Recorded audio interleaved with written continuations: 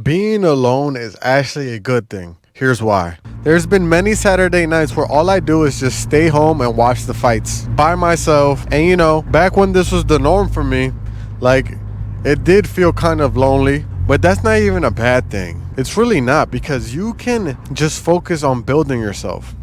And the main reason for me was that I just wasn't hanging out with my friends as much as I used to in the past, mainly because niggas just have different priorities.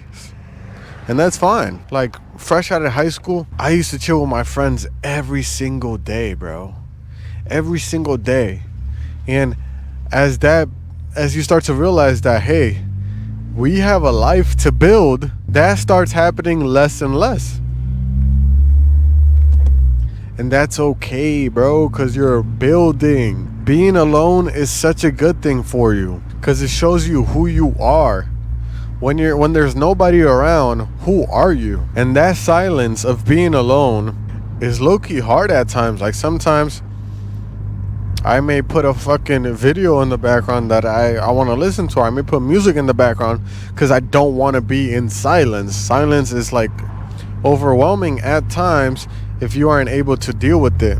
In solitude, in silence, that's where you make the most progress and you do the most reflecting. And so being alone is painted as this dark thing, when in fact it is like a beautiful thing. Obviously, humans are social creatures and we desire to be around others. That's why when you hang out with friends, it's so like rejuvenating. Or when you're working together with somebody, it's like rejuvenating, because it's just biological type things. Like, because of this, I've realized how valuable my time is.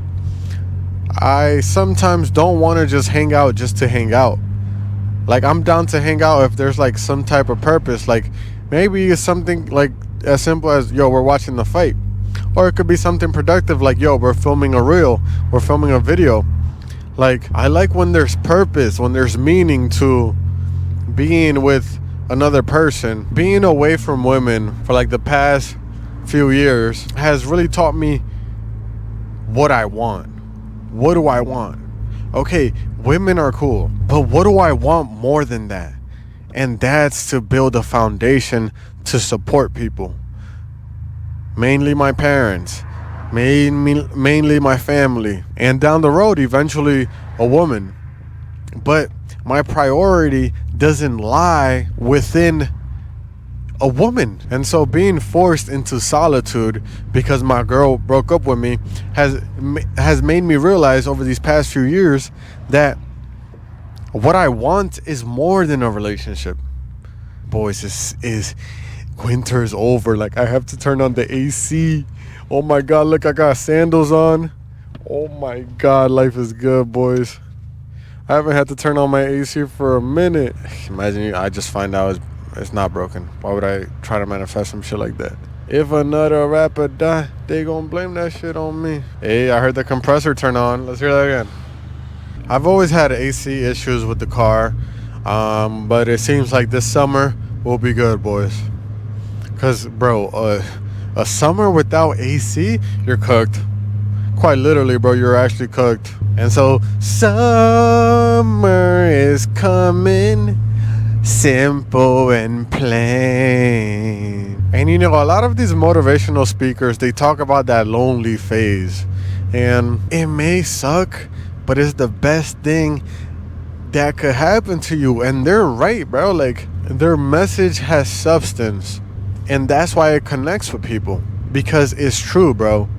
That lonely chapter is actually good for you, bro. Building a strong foundation for your character and the people around you brings so many benefits. Because let's say you have a good foundation, you're making good money, and you decide to start dating. Then a relationship is more maintainable because of the fact that there's no volatility in your life. You can provide, you are providing, you know who you are, you know what you want. And so I feel like this lonely period is just a blessing in disguise. It's not in disguise, it's just a fucking blessing, bro. Now, another big reason why you may go through this lonely phase is because, let's put it like this. In high school, or right after high school, My friends and I would hang out every day, bro. Fresh out of high school, we would hang out every day. And that was the norm. Like, that's just what we did. And then, you know, niggas start going to school, possibly. Niggas start getting jobs. And then everybody just starts going their own separate ways. And then you start seeing your friends like once a week. And that's okay, bro. That's life, because everybody's trying to figure it out. And if your only concern is hanging out with your friends, then building a life will be secondary. And so I feel like that's normal, bro. Like, hang out with your friends on the weekend and get to the bag on the weekdays. Yeah, dig. So don't fucking dread it, bro, or run from it. Just embrace that loneliness, bro. Find yourself in the darkness and build off that. And then you'll become, ooh, it's AC working overtime. You'll become who you need to be. Now, boys, let's switch topics. Peptides. I think I'm gonna start getting on peptides, boys. A lot of the peptides people take are naturally generated in the body. And so, from my understanding of peptides, it's basically like a guide. Like, it tells your body what to do, right? If you take a peptide that's for recovery, that peptide will basically tell your body, hey, we need to recover here, here, and there. It's like guiding your body in a way. And I was talking to my uncle. Now, you may be wondering, how is your uncle qualified? How the fuck are you gonna listen to this nigga and take advice from him? I'll tell you why right here and right now, boys. So my uncle's like 65 years old, right? And when you think of a 65-year-old, you think of somebody that's on the end of their life. Maybe they can't fucking walk that well, this and that. Maybe they're having some type of health issues. No, this nigga looks like he's 40 years old and he can run like 10 miles easily, bro. I can't even run 10 miles and I'm in the prime of my youth, and this nigga's 65, bro. I'm gonna listen to him. Why would I not listen to him? He is the proof. I'm like, bro, I'm not about to listen. Like, bro. Like, the health secretary of state or whatever the fuck, like the nigga before RFK Jr., whoever had that position before was a fat fuck. I seen a picture of them. Why would I listen to a fat fuck about health? Why?